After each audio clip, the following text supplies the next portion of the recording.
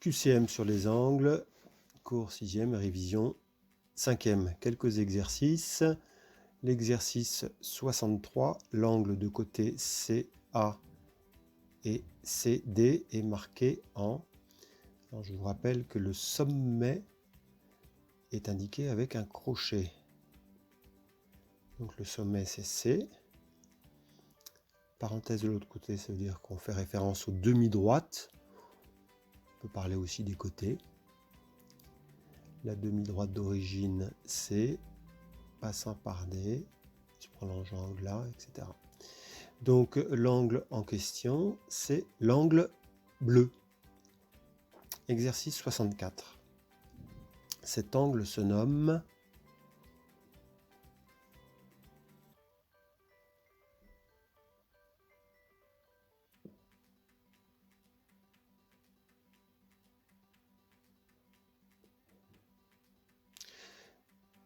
donc T est le sommet de l'angle et la lettre T doit apparaître au centre de l'écriture sous le chapeau. Donc la réponse, c'est l'angle STU ou UTS, comme on le souhaite. Exercice 65. Sur cette figure codée, alors regardez bien les codages et ensuite représentez-vous les angles dont il est question.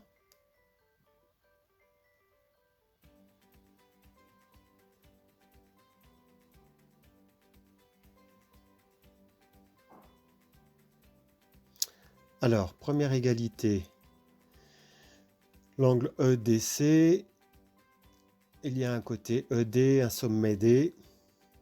Alors, je fais figurer le côté ED et le côté DC. Ça définit donc un angle EDA, donc le sommet c'est D. Il y a un côté en commun avec l'angle précédent et à l'évidence, les angles ne sont pas de même mesure. Alors, deuxième possibilité, sommet A. On va chercher à faire figurer le côté AC ainsi que le côté AB. Donc c'est un angle qui est désigné par un codage d'un seul trait.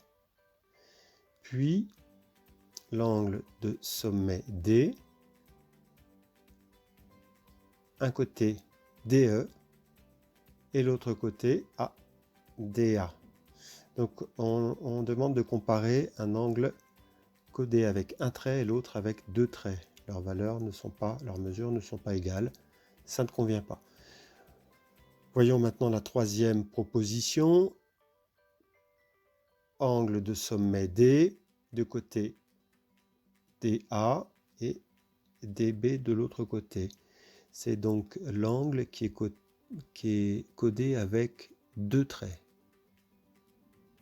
Voilà ici. Et l'angle AED, un angle de sommet E, avec un côté AE et un côté DE. Et celui-ci est également codé avec deux traits rouges. Il y a donc égalité des mesures entre ADB et AED.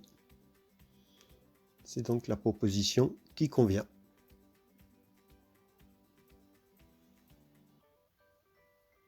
Exercice 66. Le plus grand de ces trois angles est l'angle de couleur. Trois propositions de couleurs.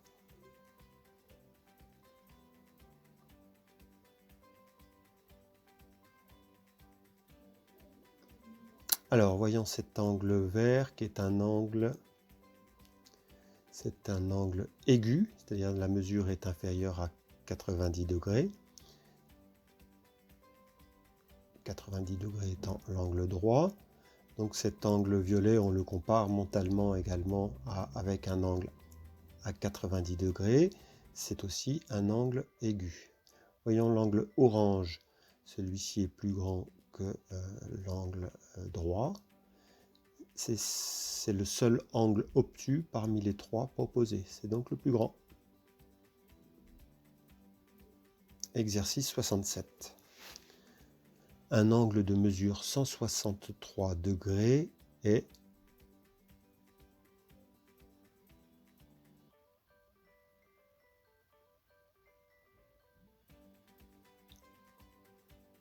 on vient d'en parler.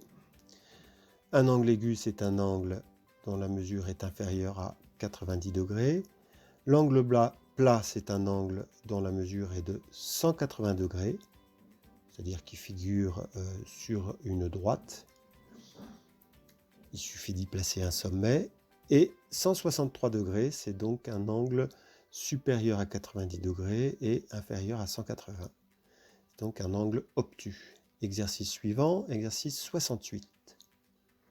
Cet angle vert mesure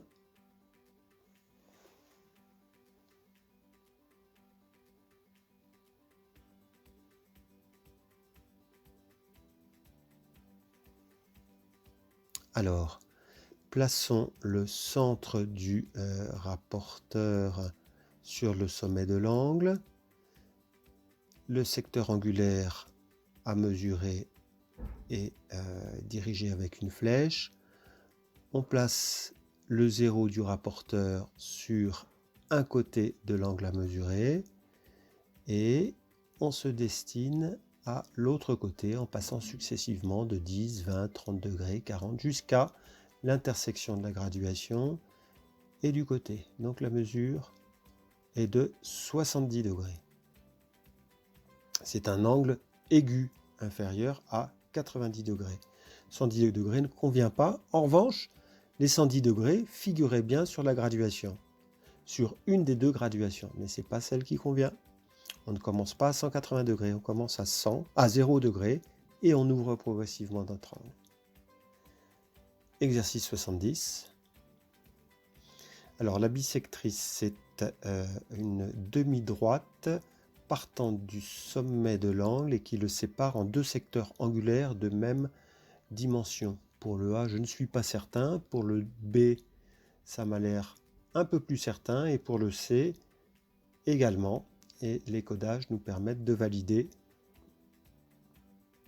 ces solutions. Bon, ne vous en faites pas, la bisectrice n'est plus au programme. Exercice 71, ABC fait 180 degrés. On peut dire alors que, on a parlé, hein, ABC c'est donc un angle plat. On peut y faire figurer